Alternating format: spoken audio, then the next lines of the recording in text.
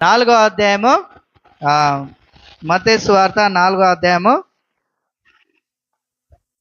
17 నుంచి మరి 22 జ్ఞాపకం చేసుకుంటే కనుక ఇంకా యేసు ప్రారంభిస్తారు. హల్లెలూయా.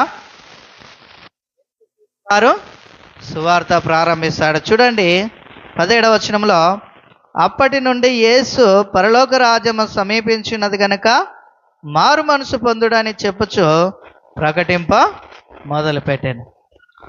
ఈ యొక్క వాక్య భాగాన్ని మనము జ్ఞాపకం చేసుకుంటే కనుక యేసుక్రీస్తు వారు మరి సువార్త ప్రారంభించారు.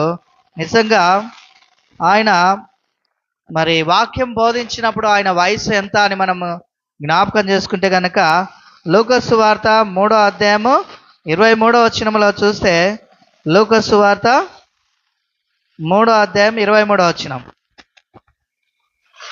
యేసు బోధింప మొదలు పెట్టినప్పుడు ఆయన దాదాపు 30 ఏండ్ల ఈడు గలవాడు. చాలమ్మా, ఎన్నేళ్ళు గలవాడంట? 30 ఏండ్లకు ఆయన యేసుక్రీస్తు వారు. హల్లెలూయా.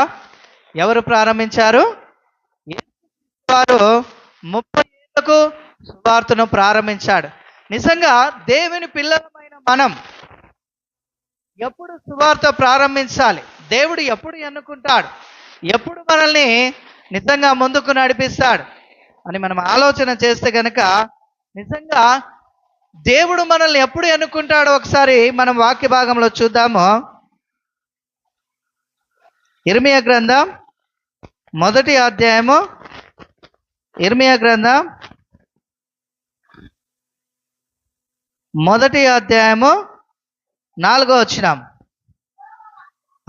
యెహోవా వాక్కు నాకు ప్రత్యక్షమై ఇలాగు సెలవిచ్చెను, గర్భములో నేను నిన్ను రూపింపక మునిపే నిన్నెరిగి తిని, నీవు గర్భము నుండి బయలుపడక మునిపే నేను నిన్ను ప్రతిష్ఠించి తిని, జనములకు ప్రవక్తగా నిన్ను నియమించి తిని. చూడండి ప్రియ దేవుని బిడ్డలారా, ఎప్పుడు ఇర్మియాని ఇక్కడ దేవుడు ప్రతిష్ఠించాడట సువార్త కొరకు, దేవుని పని చేయుట కొరకు. అంటే చూడండి, నీవు గర్భము నుండి బయలుపడక మునిపే నేను నిన్ను ప్రతిష్ఠించి తిని అంటాడు. గర్భము నుండి అనగా పిండముగా రూపింపక మునిపే దేవుడు మనల్ని ఏర్పాటు చేసుకున్నాడు. హల్లెలూయా. పిండముగా రూపింపక మునిపే.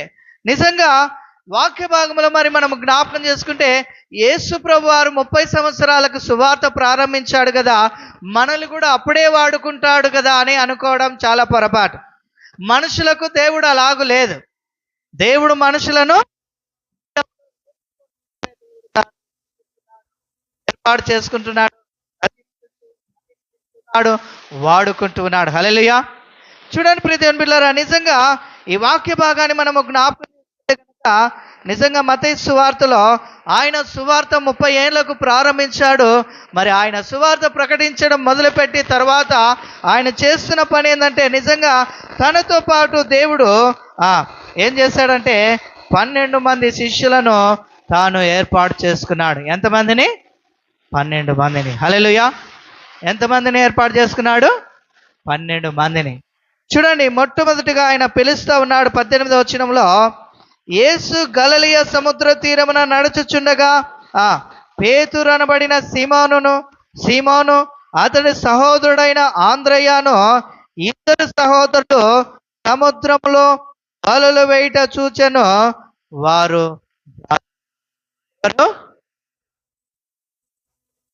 ప్రియదేవుని బిడ్డలారా, ఈ వాక్య భాగంలో మొట్టమొదటిగా దేవుడు తన శిష్యులను తన పని కొరకు మరి ఎన్నుకోవడానికి ఎక్కడ ఎన్నుకున్నాడంటే గలిలయ సముద్ర తీరాన. ఎక్కడ? గలిలయ సముద్ర తీరాన నడుచుండగా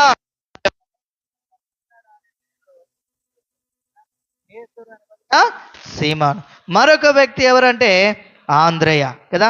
వీరిద్దరు కూడా ఏం చేస్తున్నారంటే తమ వృత్తిని చేసుకుంటూ ఉన్నారు. ఏమి వృత్తి వాళ్ళది? చేపలు పట్టడం. ఏం పని వాళ్ళు చేసేది? చేపలు పట్టడం. నిజంగా వీరు తమ పనిలో చాలా నిమగ్నమై ఉన్నారు. చక్కగా వారి పని వారు చేసుకుంటూ ఉన్నారు. అయితే నిజంగా దేవుడు వారిని పిలిచాడు కదా. ఏమంటున్నాడు 19వ వచనంలో? ఆయన నా వెంబడి రండి, నేను మిమ్మును మనుషులను పట్టు జాలర్లుగా చేతునని వారితో చెప్పాను. వెంటనే వారు తమ వలలు విడిచిపెట్టి ఆయనను వెంబడించిరి. ఎవరిని? యేసుక్రీస్తు వారిని వెంబడించారు. హల్లెలూయా. హల్లెలూయా అన్నప్పుడు దేవునికి స్తోత్రం అనాలి. హల్లెలూయా. లేకపోతే దేవునికి మహిమ కలుగును గాక అనాలి. హల్లెలూయా. హల్లెలూయా అంటే దేవుని స్తుతించండి అని. సో మనం స్తుతించాలంటే దేవునికి మహిమ కలుగును గాక, దేవునికి ఘనత కలుగును గాక అని చెప్పి ఇలాగూ దేవుని మహిమపరచాలి. హల్లెలూయా. చూడండి ప్రియ దేవుని బిడ్డలారా, ఈ వాక్య భాగంలో మరి మనం జ్ఞాపకం చేసుకుంటే కనుక నిజంగా యేసు ప్రభు వారి గురించి మనం ఆలోచన చేస్తే ఆయన మాట నిజంగా చాలా అద్భుతం. హల్లెలూయా. ఆయన మాట చాలా అద్భుతం. నిజంగా మనం ఎవరైనా నా వెంబడి రాండి అని అంటే వెంటనే వచ్చేస్తారా? కానీ ఇక్కడ వెంటనే వచ్చేస్తా ఉన్నారు. వెంటనే యేసు ప్రభు వారితో వెళ్తా ఉన్నారు. నిజంగా ఆయన మాటలో శక్తి ఉన్నది. హల్లెలూయా కదా. ఆయన మాటలో ఏముంది? శక్తి ఉన్నది. ఆయన పిలిస్తే చాలిగా ఒక్కరు నేను రాలేను, నాకు పని ఉంది అని చెప్పలేరు. ఎందుకనగా ఆయన మాట మనిషిలో మార్పును తీసుకొస్తుంది. హల్లెలూయా. ఆయన మాట నడిపించేదిగా ఉంటుంది. నిజంగా ఆయన పిలిచాడు, అంత చక్కగా పని చేసుకుంటున్న వారు వెంటనే ఆయన పిలుపుకు లోబడి వచ్చేస్తారు. హల్లెలూయా. నిజంగా దేవుని మాటకు తిరుగులేదండి. హల్లెలూయా. దేవుని మాటకు తిరుగులేదు. అంతేగా ఆయన పిలిస్తే కదా, ఆయన పిలుపు మనల్ని పట్టుకుంటుంది. హల్లెలూయా. ఆయన పిలుపు మనల్ని నడిపిస్తుంది. ఆయన పిలుపు నిజంగా అద్భుతమైనదని మనము గ్రహించాలి. నిజంగా ఆయన నా వెంబడి రండి, నేను మిమ్మును మనుషులను పట్టు జాలర్లుగా చేతునని వారితో చెప్పాను. వెంటనే వారు తమ వలలు విడిచిపెట్టి ఆయనను వెంబడించిరి. 21వ ఆయన అక్కడ నుండి వెళ్ళి జెబెదయి కుమారుడైన యాకోబు, అతని సహోదరుడైన యోహాను అను మరి ఇద్దరు సహోదరులు తమ తండ్రి అయిన జెబెదయి యొద్ద దోణిలో తమ వలలు బాగు చేసుకొని చుండగా చూచి వారిని పిలిచాడు. ఎవరిని పిలిచాడు వీరు కదా? యాకోబును యోహానును పిలిచాడు. 22వ వచనం, వెంటనే వారు తమ దోణెను తమ తండ్రిని విడిచిపెట్టి ఆయనను వెంబడించిరి. హల్లెలూయా. ఈ వాక్య భాగాన్ని మనం జ్ఞాపకం చేసుకుందాము. నిజంగా తమకున్న దోణెని విడిచిపెట్టారు కదా, ఇంకా తండ్రిని కూడా విడిచిపెట్టి ఆయనను వెంబడించిరి అని వాక్యం సెలవిస్తుంది. చూడండి ప్రియ దేవుని బిడ్డలారా, ఈ వాక్య భాగంలో మరి మనము జ్ఞాపకం చేసుకుంటే కనుక యేసుక్రీస్తు వారు తాను సువార్త ప్రకటించడం 30 ఏళ్లకు సువార్త ప్రకటించడం మొదలు పెట్టాడు. అంత మాత్రం కాకుండా శిష్యులను పిలిచి తాను ఎన్నుకున్నాడు. ఎంతమందిని? 12 మందిని. మార్కు సువార్త చూద్దాం ఒకసారి. మార్కు సువార్త 5వ అధ్యాయము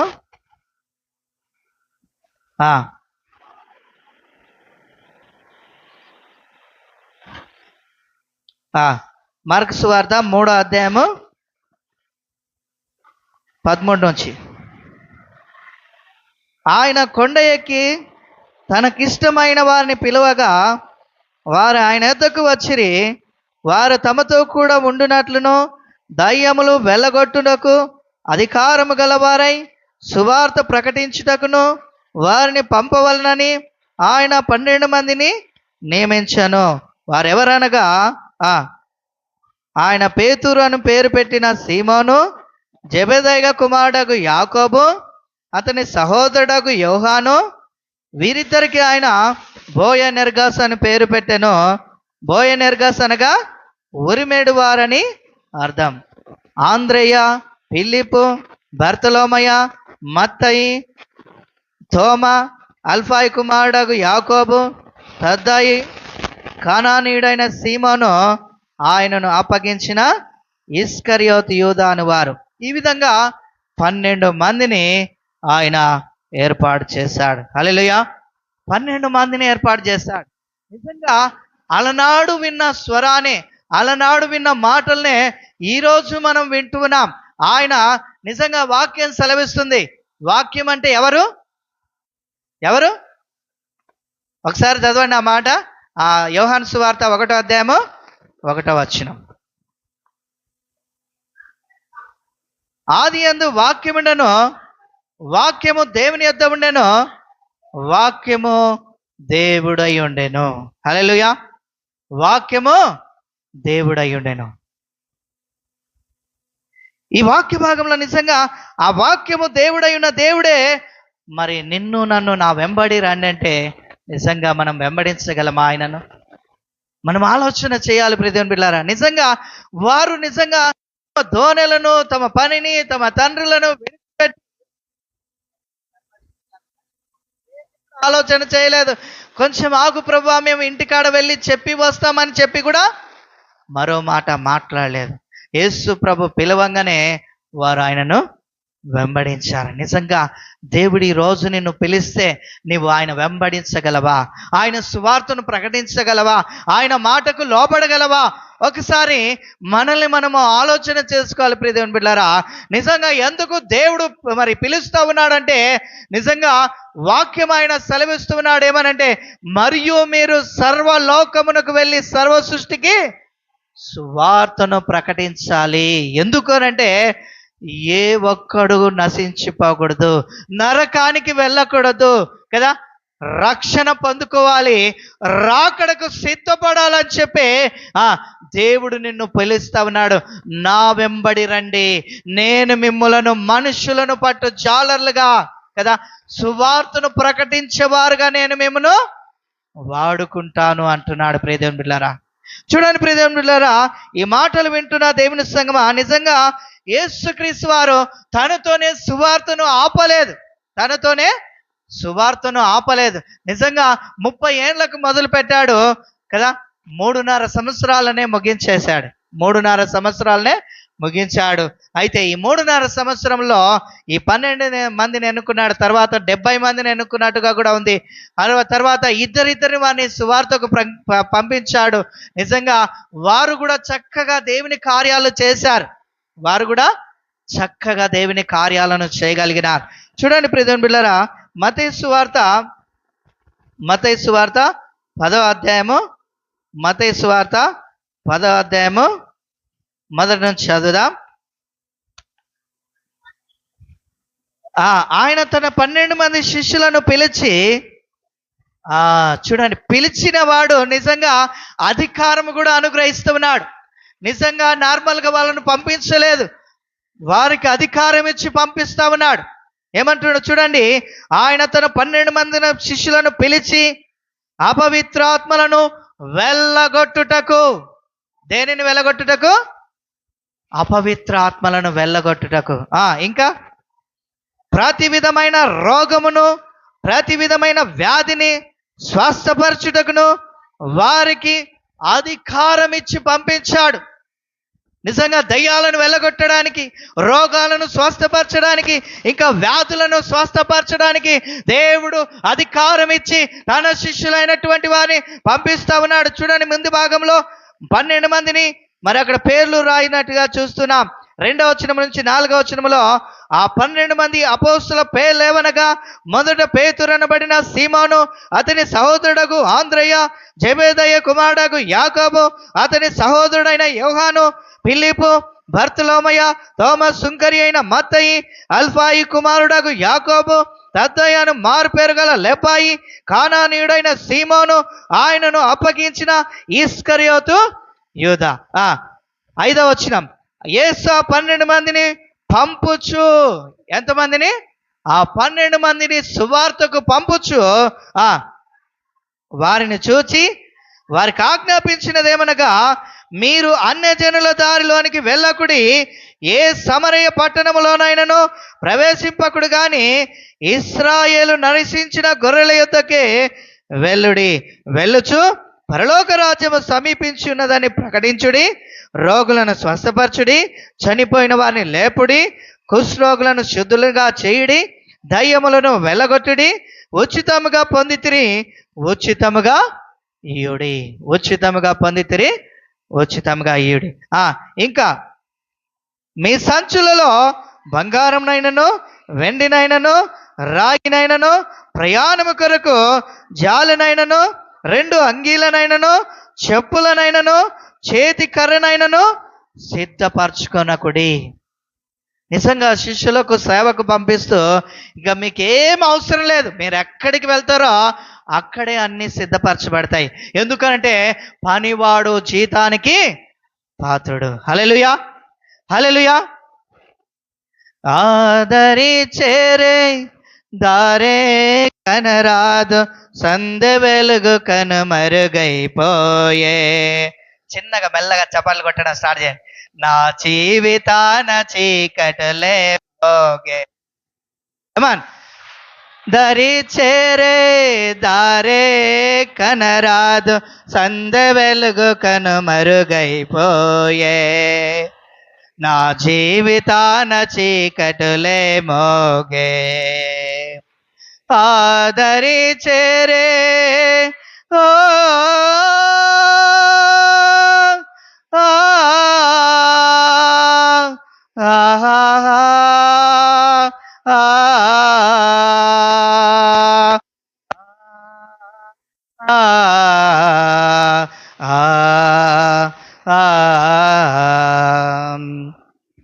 విత్తలేని పామరులను పిలిచాడు, దివ్యమైన బోధలెన్నో చేశాడు. విత్తలేని పామరులను పిలిచాడు, దివ్యమైన బోధలెన్నో చేశాడు. మానవులను పట్టి జాలరులను చేసి ఈ భువిల నాకు మీరే సాక్షులన్న. మానవులను పట్టి జాలరులను చేసి భువిల నాకు మీరే సాక్షులన్నాడు. ఆదరి చేరే తారే కనరాదు, సందె వెలుగు కనుమరుగైపోయే. జీవితాన చీకటులే మోగే. ఆదరి చేరే ఓ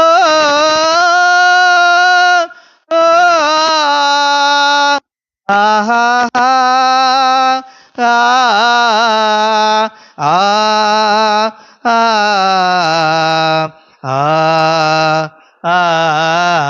కదా. విద్య లేని పామరులనంట పిలిచి దివ్యమైన బోధలు చేశాడంట దేవుడు. హల్లెలూయా. నిజంగా వాళ్ళకు చదివే రాదు, పాట రాదు, పద్యం రాదు, ఏమి రాదు. ఏమి రాని వారినే దేవుడు ఏర్పరచుకున్నాడు, అద్భుతమైన సేవను జరిగించాడు, దివ్యమైన బోధలు. నిజంగా దేవుడు వారిని ఊరికనే పంపించలేదు, అధికారం ఇచ్చాడు. హల్లెలూయా. చనిపోయిన వారిని కూడా మీరు లేపండి అన్నాడు. హల్లెలూయా. చనిపోయిన వారిని కూడా లేపండి. నిజంగా నమ్మితే దేవుడు నిన్ను కూడా వాడుకుంటాడు. హల్లెలూయా. నమ్మితే దేవుడు కూడా నిన్ను వాడుకుంటాడు. నీవు నిన్ను నన్ను అందరిని పిలుస్తా ఉన్నాడు, నా వెంబడి రండి. హల్లెలూయా, హల్లెలూయా. నా వెంబడి రండి, నేను మిమ్మలను మనుషులను పట్టు జాలర్లుగా చేస్తాను కదా. ఆత్మలను సంపాదించేవారిగా, మనుషులను పట్ట జాలరుగా అంటే ఆత్మలను సంపాదించేవారుగా, నశించిపోతున్న వారిని రక్షణలోకి నడిపించే రీతిగా నేను మిమ్మల్ని వాడుకుంటాను. హల్లెలూయా. దేవునికి మహిమ కలుగును గాక, దేవుని నామానికి ఘనత కలుగును గాక. దేవుని సంగమా, మీరు మౌనంగా ఉండదు, ప్రకటించేవారుగా లేపబడాలి, ప్రకటించేవారుగా లేపబడాలి. రీ బా లా బా బా బా బా. సర్వశక్తిమంతుడా, సర్వశక్తిమంతుడా, నిజంగా నీ వాక్యం అందిస్తుంటే కూడా ఆయన ఆత్మ మనం పైన కుమ్మరించబడుతుందండి. నిజంగా అజ్ఞానంగా ఉండకండి. జ్ఞానముతో ప్రభువా నీ ఆత్మతో నన్ను నింపని దేవుని వేడుకుందామా? నిజంగా దేవుని ఎప్పుడైతే నిజంగా దేవుడు అధికారం ఇస్తాడో ఆయన శక్తి ప్రభావితం అవుతుంది. హల్లెలూయా, హల్లెలూయా. నిజంగా దేవుడు ఒక సామాన్యులను, నిజంగా చదువు రాని వారిని ఎంత అద్భుతంగా వాడుకున్నాడో తెలుసా? చాలా గొప్పగా వాడుకున్నాడు. దివ్యమైన బోధలు, దివ్యమైన బోధలు. నిజంగా ఒక్కసారి వాక్యం చెప్తే 3,000 మంది రక్షింపబడ్డారు. ఒక్కసారి వాక్యం చెప్తే 5,000 మంది రక్షింపబడ్డారు. నువ్వు బలహీనుడవు కాదు అని దేవుడు నీతో మాట్లాడుతున్నాడు. నీవు బలహీనురాలు కాదని దేవుడు నీతో మాట్లాడుతున్నాడు. నువ్వు ప్రకటించగలవు, నువ్వు ప్రార్థించగలవు, నీవు దేవునికి మహిమ తెచ్చే బిడ్డగా లేపబడగలవు. నువ్వు నిర్లక్ష్యం చేస్తున్నావు, జ్ఞాపకం చేసుకో. మోసపోకుడి, దేవుడు వెక్కిరింపబడడు. నువ్వేమి విత్తుతావో అదే పంటకు వస్తావు. దేని కొరకు ఆశపడుతున్నావు? ఏది అశాశ్వతం, ఏది కూడా శాశ్వతం కాదు కదా ఈ లోకంలో కదా. ఏది కూడా శాశ్వతం కాదు కదా.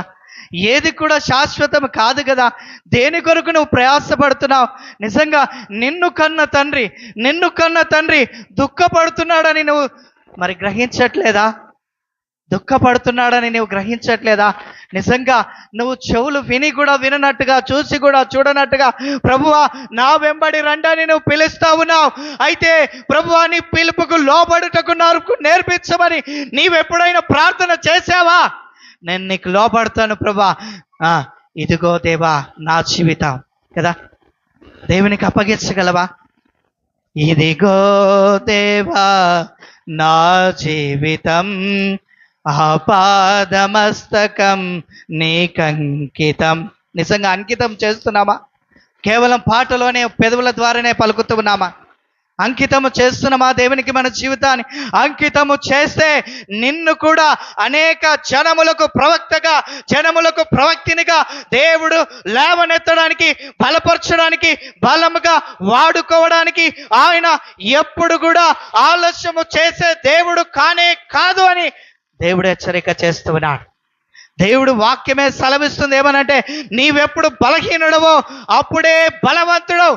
నిజంగా దేవుడు ఎవరిని ఏర్పాటు చేసుకున్నాడంటే జ్ఞానులను సిగ్గుపరచుటకు కదా. లోకంలో నుండి వెర్రి వారిని దేవుడు ఏర్పాటు చేసుకున్నాడట. అవును, నీకు ఈరోజు జ్ఞానము లేదు, ఈరోజు నీకు బలము లేదు, నీకు శక్తి లేదు. దేవుడు శక్తినిస్తాడు, జ్ఞానం ఇస్తాడు, బుద్ధిని ఇస్తాడు, వివేచన ఇస్తాడు. సమస్తాన్ని దేవుడు అనుగ్రహించగలడు. బుద్ధి జ్ఞానములు సర్వ సంపదలు ఆయన అందే గుప్తములై ఉన్నవి. గట్టిగా చప్పట్లు కొడదామా? గట్టిగా చప్పట్లు కొడదామా? బుద్ధి జ్ఞానము సర్వ సంపదలు ఆయన అందే గుప్తములైనాయి. అడుగుడి మీకు ఇయ్యబడును, వెదకుడి దొరుకును, తట్టుడి తీయబడును, అడుగు ప్రతి వాడును పొందును. దేవుని మహిమ మన పైన ఆవరించినది మీరు చూడగలరా?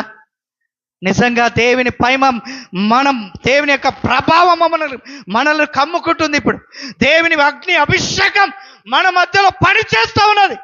నిజంగా మాట్లాడువాడను నేను అయితే ఒక్క మాట కూడా మాట్లాడను, ఒక్క మాట కూడా మాట్లాడలేను. ఎందుకంటే మనిషి బలహీనుడు, మనిషి పనికిరాని వాడు. మనిషి నిజంగా దేవుడు బలపరచకపోతే మనిషి ఏమి చేయలేడు. నన్ను బలపరిచిన దేవుడే నిన్ను బలపరుస్తాడు. ఏ ఒక్కరిని కూడా వృధాగా విడిచిపెట్టే దేవుడు కాదు.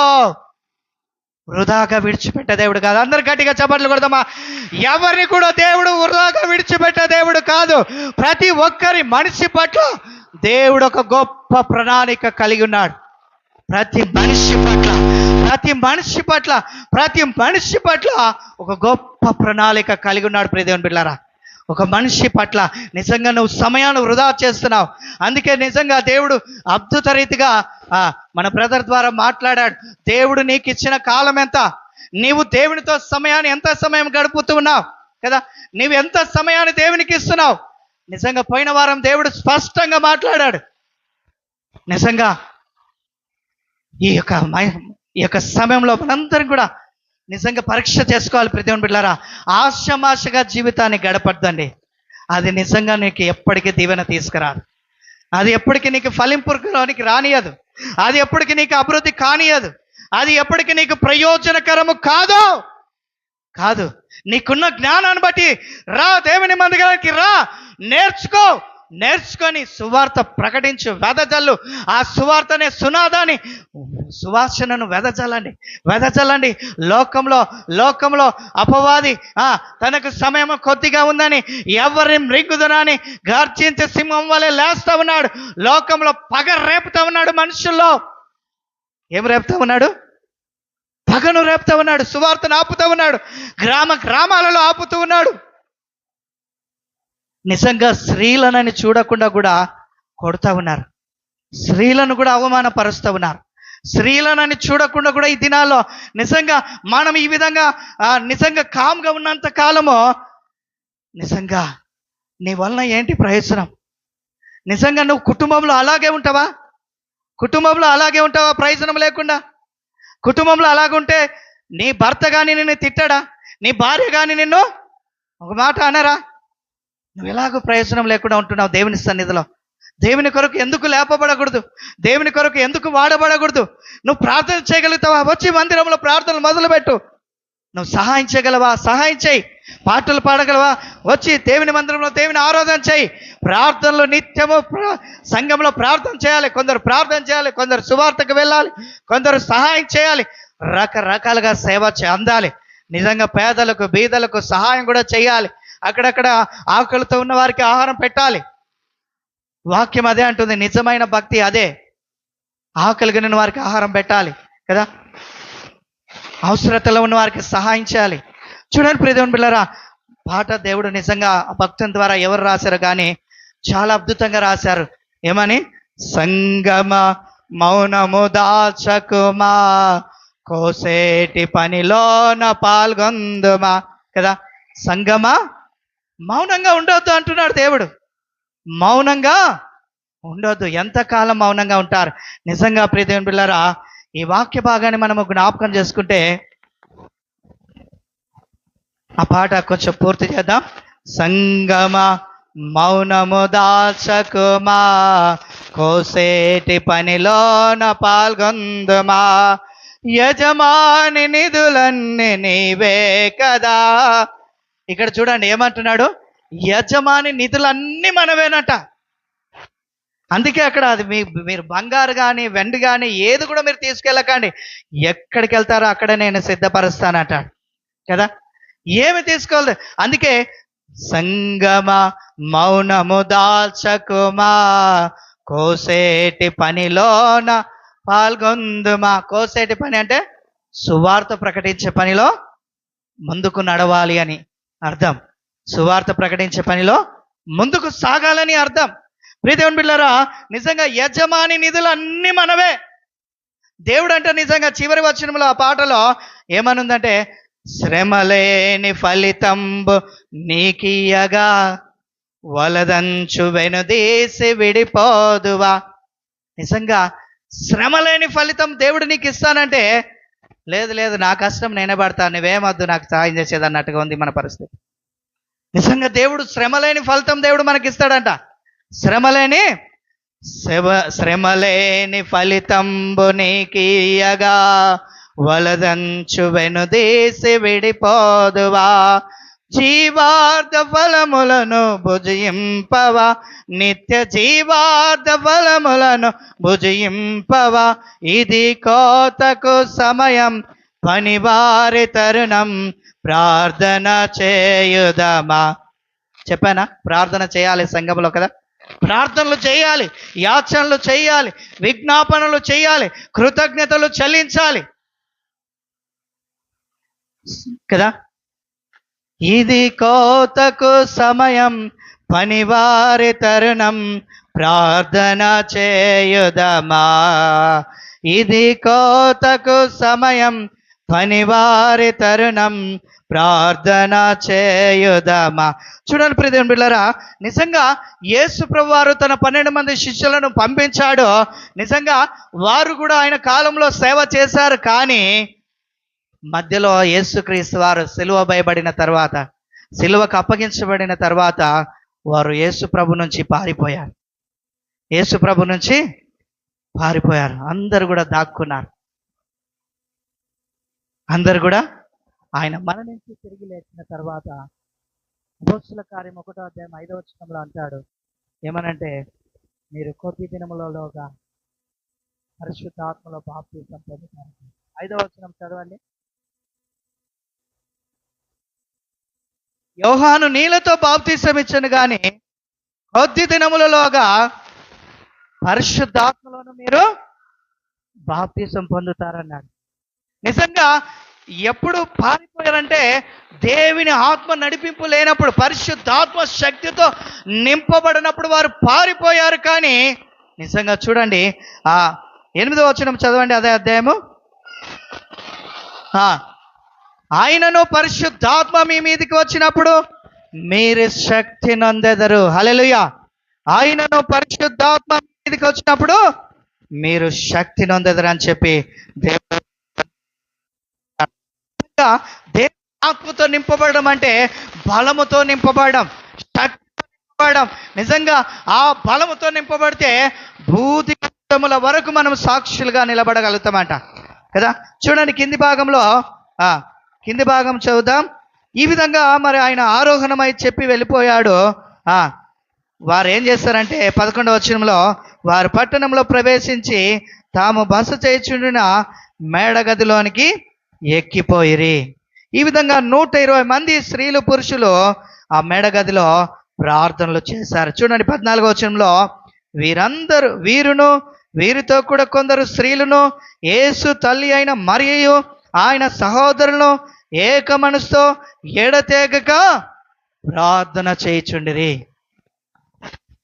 ఎప్పుడైతే ఈ విధంగా ఆ మేడగదిలోనికి వెళ్ళి 120 మంది ప్రార్థన చేశారో, ఏక మనసుతో ఎడతెగక ప్రార్థన చేశారు. 2వ అధ్యాయం 4వ వచనం,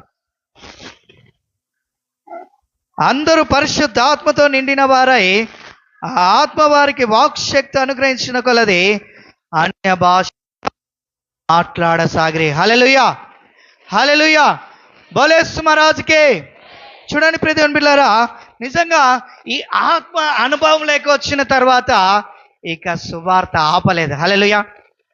మరణం వరకు పోరాడారు, మరణం వరకు నమ్మకంగా ఉన్నారు. నిజంగా మరణము తమ ఎదుట ఉన్న కూడా వాడు భయపడలేదు.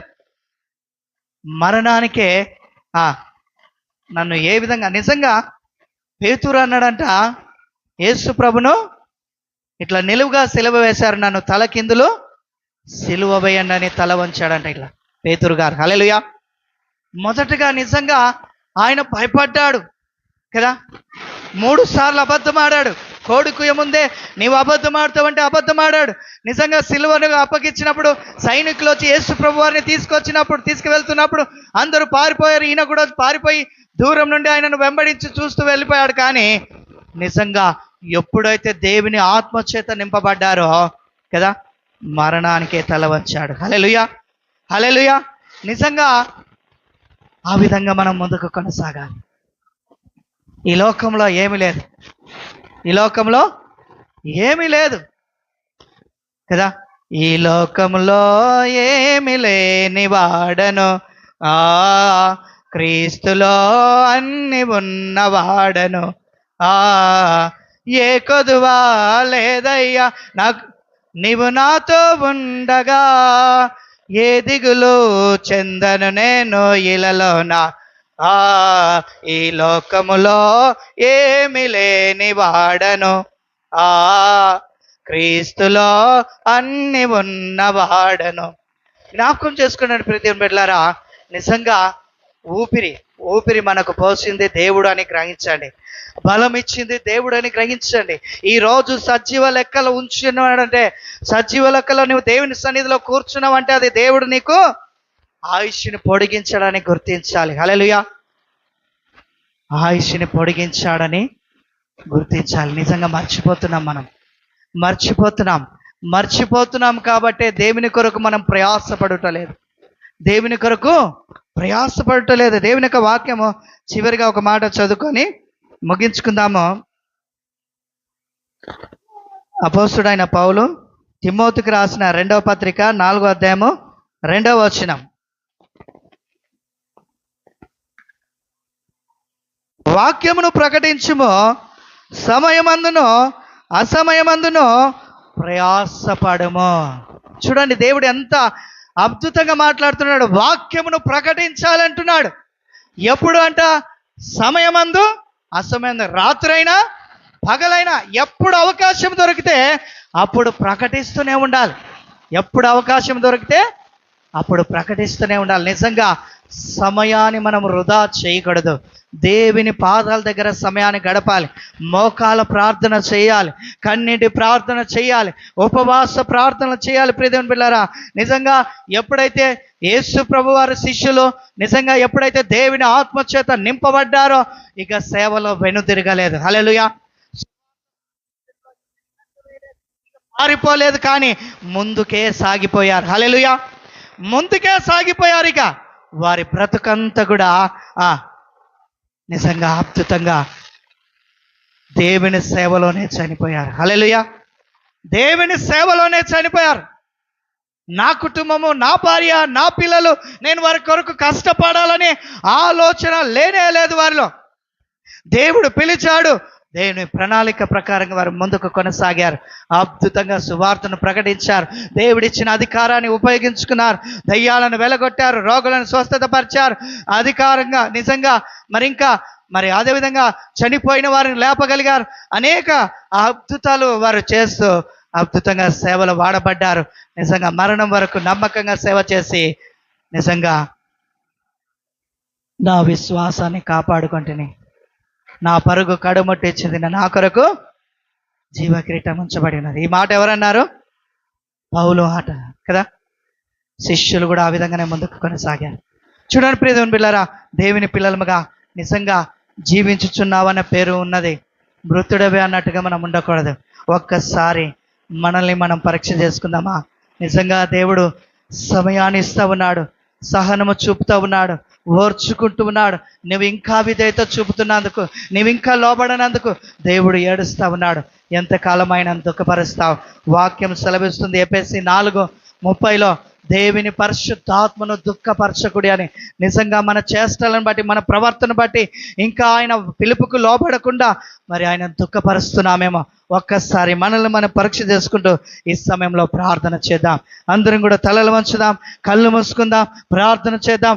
దేవా, అయ్యా నువ్వు పిలుస్తున్నావు, నా వెంబడి రండి, నేను మిమ్మల్ని మనుషులను పట్టు చాలరులుగా చేస్తాను అవుతండి. నిజంగా విద్యలేని పామర్లను అద్భుతంగా వాడుకున్నావు తండ్రి. దేవా, నన్ను పిలుస్తున్నావు తండ్రి, నీ పిలుపుకు లోబడే కృపను నాకు దయచేయమని దేవుని వేడుకుందామా? ఏ ఒక్కరిని దేవుడు నిజంగా నిన్ను వృధాగా విడిచిపెట్ట దేవుడు కాదండి. నేను బలమైన పాత్రగా దేవుడు వాడుకునే వాడుగా ఉంటున్నాడు. బలమైన జనముగా నిలబెట్టే దేవుడుగా ఉంటున్నాడు. నీవు ఎన్నిక లేని వాడవే అయి ఉండొచ్చు, కానీ బలమైన జనముగా నిన్ను లేవనెత్తడానికి దేవుడు ఈ రోజే నిన్ను ప్రారంభించడానికి, ఈ రోజే నిలబెట్టడానికి, ఈ రోజే బలపరచడానికి ఆయన నీ ఎదుటనే ఉన్నాడు. ఇదిగో తలుపు యొద్ద నిలుచుండి తట్టుచున్నాను, ఎవడైనను నా స్వరం విని తలుపు తీస్తే నేను వాని యొద్దకు వస్తానంటున్నాడు. నిజంగా ఎంతకాలం నిజంగా ఆయన పని ఆగిపోతుంది. ఆత్మలు నశించి నరకానికి వెళ్తున్నావండి. నీవు మోసము చేస్తున్నావేమో ఒకసారి ఆలోచన చేయి. దేవుని పని చేయకుండా దేవుని దుఃఖ పెడుతున్నావేమో. దేవుని పరిశుద్ధాత్మను దుఃఖపరచొద్దని దేవుని బిడ్డరా, ఒకసారి మనం పరీక్ష చేసుకుందాం. దేవాలనాడు విద్య లేని పామురులైనటువంటి శిష్యులను పిలిచి అద్భుతంగా ఆత్మతో నింపి గొప్పగా వాడుకున్నావు తండ్రి. మరణం వరకు నమ్మకంగా నీ సువార్తను ప్రకటించారు ప్రభువా. నన్ను కూడా వాడుకో యేసయ్యా. నేను కూడా ఉన్నానయ్యా, నన్ను వాడుకో యేసయ్యా. నేను ఉన్నానయ్యా, నన్ను వాడుకో యేసయ్యా. జ్ఞానమేమీ లేదు కానీ నీ సేవ చేయాశ ఉన్నది కదా. నిజంగా జ్ఞానము లేకపోయినా కూడా నీకు ఆశ ఉంటే దేవుడు నిన్ను వాడుకుంటాడు. నీకు దేవుడు జ్ఞానం ఇస్తాడు. సర్వ సంపదలు ఆయన ఎందే గుప్తంలో అయినాయి. బుద్ధి జ్ఞానము సర్వ సంపదలు ఆయన ఎందే గుప్తంలో అయినాయి. అందరం కూడా ప్రార్థన చేద్దాం. అందరం కూడా ప్రార్థన చేద్దాం. దేవా, నన్ను తాకయ్యా, నన్ను దర్శించయ్యా, నన్ను బలపరచయ్యా, నన్ను బలపరచువా అని ఎందే నేను సమస్తము చేయగలనని అపోస్తుడైన పౌలు అన్నాడు. అవును ప్రభా, నీవు బలపరిస్తేనే మేము సమస్తము చేయగలము తండ్రి, మమ్మను బలపరచయ్యా అని ప్రార్థన చేద్దామా? మౌనంగా ఉండొద్దు. దేవుని కుమారుడా, దేవుని పిల్లలారా, దేవుని సంగమా, దేవుని బిడ్డలారా, నిజంగా దేవుడు నీకు ఇచ్చిన అవకాశాన్ని కొట్లాడుతూ జీవితాన్ని గడుపుతున్నావా? ద్వేషిస్తూ జీవితాన్ని గడుపుతున్నావా? అది నీకు ఆయాసకరమే కదా? అది నీకు బాధకరమే కాదా? సంతోషంగా దేవుని పని చేయడానికి ఎందుకు వెనుకబడుతున్నావు? మౌనంగా ఉండొద్దని దేవుడు సెలవిస్తున్నాడు. సమయం అనక అసమయం అనక ప్రయాసపడమంటున్నాడు దేవుడు. వాక్యమును ప్రకటించుము, సమయమందును అసమయమందును ప్రయాసపడమంటున్నాడు. దేవా, ప్రయాసపడుట నాకు నేర్పించయ్యా అని నిజంగా జ్ఞాపకం చేసుకుందాం. ఆ పిల్లల్ని బలపరిచేవారుంటే పిల్లల్ని బలపరచండి. సండే స్కూల్ చెప్పేవారుంటే సండే స్కూల్ చెప్పండి. ఎవరు నిర్లక్ష్యము చేయొద్దు. ప్రార్థనలు చేసేవారు ప్రార్థనలు చేయాలి, యాచనలు చేసేవాళ్ళు యాచనలు చేయాలి, విజ్ఞాపనలు చేసేవారు విజ్ఞాపనలు చేయాలి, కృతజ్ఞతలు చెల్లించేవారు కృతజ్ఞతలు చెల్లించాలి, పరిచర్య చేసేవారు పరిచర్య చేయాలి, సువార్త ప్రకటించేవారు సువార్త ప్రకటించాలి, బోధించేవారు బోధించాలి. నిజంగా ప్రతి పని, దేవుని పనిని నిజంగా దేవుడు బాధపడుతున్నాడండి. అందరూ తమ సొంత కానీ కార్యములు చూడట్లేదని, ఆయన సువార్త ప్రకటించట్లేదని నిజంగా ఆయన బాధపడుతున్నాడు, ఆయన దుఃఖపడుతున్నాడు. నిజంగా నేను కూడా ఉన్నాడయ్యా, నన్ను వాడుకో యేసయ్యా అని అడుగుదామా? దేవా, ఇన్ని రోజులు నేను సమయాన్ని వృధా చేశాను ప్రభా, నీకు సమయాన్ని ఇయ్యలేకపోయాను ప్రభా, నన్ను క్షమించయ్యా అని మన తప్పును ఒప్పుకుంటూ దేవుని సన్నిధిలో ప్రయాసపడుట నాకు నేర్పించయ్యా, నిన్ను వెంబడించి నీ సువార్త ప్రకటించుటకు సాయం చేయ ప్రభా, నీ ఆత్మతో నన్ను నింపు ప్రభా అని ప్రతి ఒక్కరం అడుగుదాం. Thank you Lord Jesus. అందరం కూడా మనకి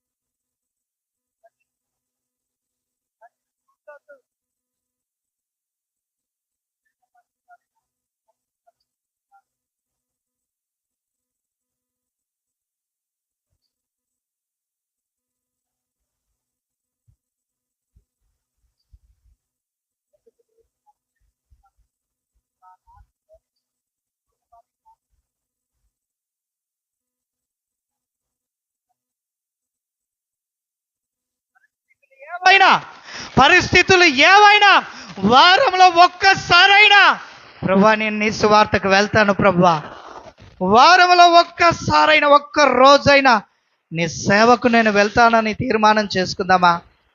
నిజంగా ఆ సమరయ స్త్రీ చూడండి, తానెప్పుడైతే దేవుని చేత పట్టబడిందో, ఎప్పుడైతే దేవుని స్వరము విన్నదో, ఆమె జీవితం ఎప్పుడైతే వెలిగించబడిందో, ఊరి వారందరినీ యేసు దగ్గరికి పిలుచుకొచ్చింది. ఒక స్త్రీ ఒక గ్రామాన్ని దేవుని దగ్గరికి నడిపించింది. ఒక స్త్రీ ఒక గ్రామాన్ని దేవుని దగ్గరికి నడిపించింది. దేవుని బిడ్డలారా, నిజంగా నీవు ఎప్పుడైతే వెలిగించబడతావో, ఎప్పుడైతే దేవుని ఆత్మ నిన్ను కమ్ముకుంటుందో, దేవుని యొక్క వాక్కు విడుదలవుతుంది.